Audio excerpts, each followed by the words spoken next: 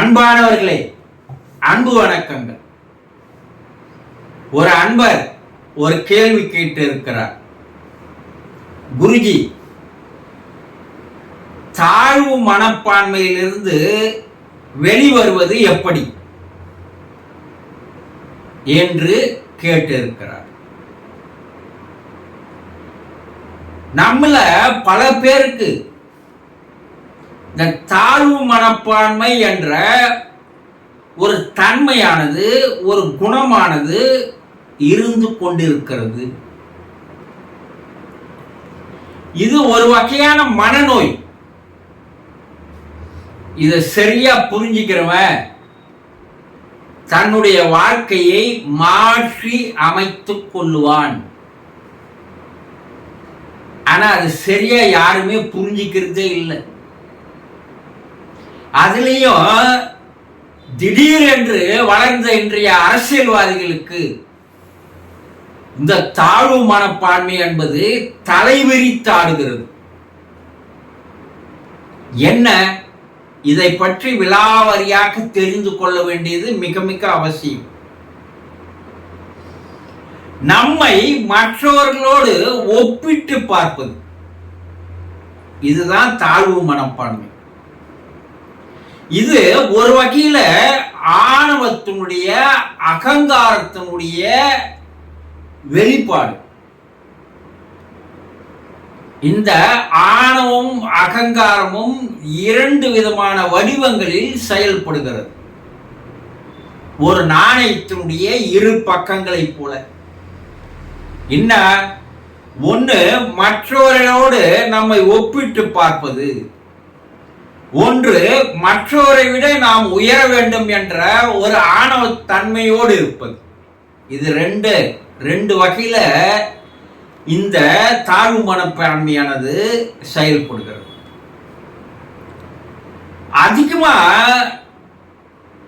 மற்றவர்களோட ஒப்பிட்டு பார்ப்பது தான் நடைபெறுகிறது. ஒரு வகையில அவன் அழகா இருக்கிறான், நம்ம அழகா இல்லை. அவன் பணக்காரனா இருக்கிறான், நம்ம பணக்காரனா இல்லை. அவன் உயரமா இருக்கிறான், நாம் குள்ளமா இருக்கிறோம். அவன் அறிவாளியா இருக்கிறான், நாம் அறிவில்லாத இருக்கிறோம்.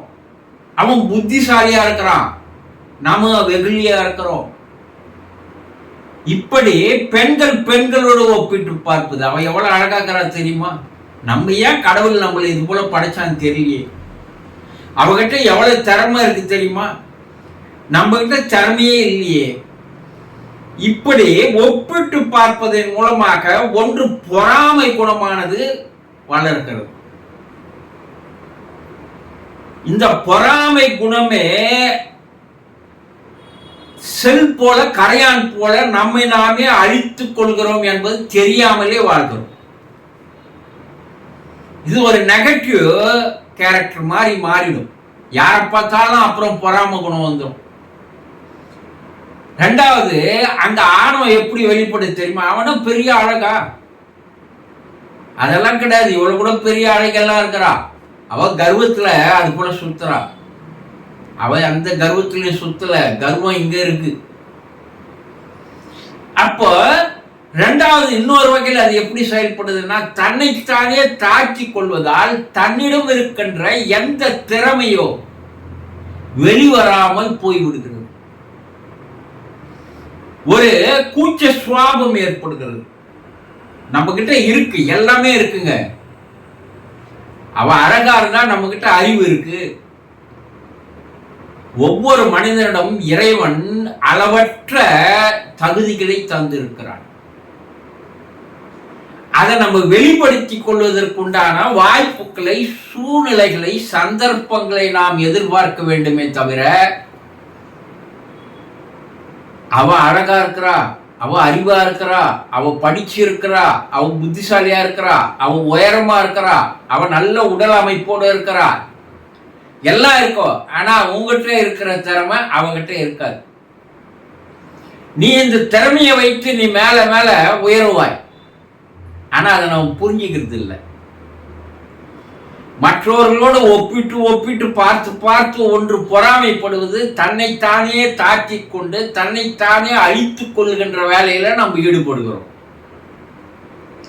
இன்னொன்று, அவர்களை கூட நான் மேல உயரமா வருவேன். அவனுக்கு என்ன புகழ் இருக்கு, அவனுக்கு என்ன ஓவர் இமேஜ் இருக்குது, அந்த இமேஜ் கூட என் இமேஜ் அதிகமாயிடும். நான் அவனை கூட, அவன் என்ன ஒன்றிய செயலாளர், நான் எம்எல்ஏ, அவன்னா நான் மந்திரி, நான் முதலமைச்சர் ஆவேன், நான் அடுத்தது பிரதமர் ஆவேன். இப்படி இதுவும் பொறாமதான்.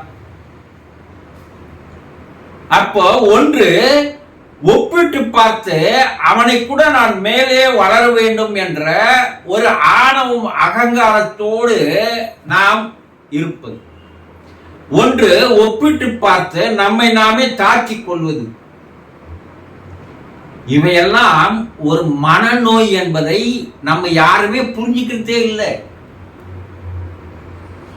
என்னன்னா, இப்படி இருந்தவர்கள் எல்லாம் இருந்த இடம் தெரியாமல் போய்விட்டார்கள் என்பதையும் நாம தெரிஞ்சுக்கிறது இல்லை. இன்னைக்கு இருக்கலாம் உங்களுக்கு இமேஜ், இன்னைக்கு நீங்க பாப்புலரா இருக்கலாம். ஒருவரை இன்னைக்கு ஓவர அவருக்கு பாப்புலர் இருக்கலாம், அவருக்கு புகழ் இருக்கலாம். அதை பார்த்து நீங்க பொறாமப்பட்டு நானும் வளரணும்னு நினைச்சீங்கன்னா நீ தான் அழிஞ்சு போவியே தவிர அவர்கள் அழிவதற்கு வாய்ப்பு இல்லை. ஏன்னா அவன் உழைப்பின் மூலமாக அவன் இருக்கிறான். நீ உழைக்காமையே அவனை கூட பெரிய ஆள் ஆகணும்னு நினைக்கிற பாரு. எக்ஸ்பீரியன்ஸ் இல்ல, அனுபவம் இல்ல, பயிற்சி இல்ல, எதுவுமே இல்லை. ஆனா இன்னொருத்தனை பார்த்து என்ன பண்றது? பொறாமைப்படுவது. ஆக இது ஒரு வகையான மனநோய். இந்த மனநோயானது பல்வேறு விதமான நெகட்டிவ் குணங்களை உன்னிடம் எடுத்து சேர்த்து உன்னை நீயே அழித்துக் கொள்வதற்கு ஒரு வாய்ப்பை, சந்தர்ப்பத்தை நீயே ஏற்படுத்தி கொண்டு நீயே அழிந்து போவாய். ஆக தாழ்வு மனப்பான்மை என்பது தேவையில்லாத ஒன்று. கடவுள் நமக்குள்ள ஒரு திறமையை தந்திருக்கிறான். அதை நீ வளர்த்துக் கொள்வதற்குண்டான வழியை தேடிக்கொண்டால் மற்றவர்களை கூட நீ ஒரு உயரமான, ஒரு பாப்புலரான ஒரு மனிதனாக நீ மாறிவிடலாம். இந்த வசதி, வாய்ப்புகள், உருவ அமைப்புகள், அழகுகள், அந்தஸ்துகள், அதிகாரங்கள், அரசியல்கள் இவையெல்லாம் என்றும் நிரந்தரமானவை அல்ல. உனக்குள் இருக்கின்ற திறமையே உனக்கு நிரந்தரமானது என்பதை புரிந்து கொண்டால், அவனை கடவுள் அப்படி படைச்சிருக்கிறான், என்ன வேற மாதிரி படைச்சிருக்கிறான். அவனுக்கு அழக கொடுத்தான், எனக்கு அறிவு கொடுத்திருக்கிறான். இதை நீ தெரிந்து கொண்டால் உன்னிடம் இருக்கின்ற உன்னுடைய திறமைகளை நீ வெளிக்கொண்டு வந்தால் இந்த தாழ்வு மனப்பான்மை என்பது உன்னை விட்டு விலகிவிடும். அந்த மனநோயிலிருந்து நீயே சுய சிகிச்சையை தந்து கொள்வாய், நீயே உன்னை காத்து கொள்வாய் என்பதை எவன் ஒருவன் சரியாக தெரிந்து கொள்கிறானோ அவன் மாபெரும் வளர்ச்சி அடைவான். அதை நீங்களும் தெரிந்து கொள்ளுங்கள். மற்றவங்களை பார்த்து ஒப்பிட்டு எதையுமே நீங்க பார்க்காதீங்க. அது ஒரு தவறான ஒரு பார்வை, தவறான ஒரு குணம் என்பதை புரிந்து கொள்ளுங்கள். சந்தோஷம்.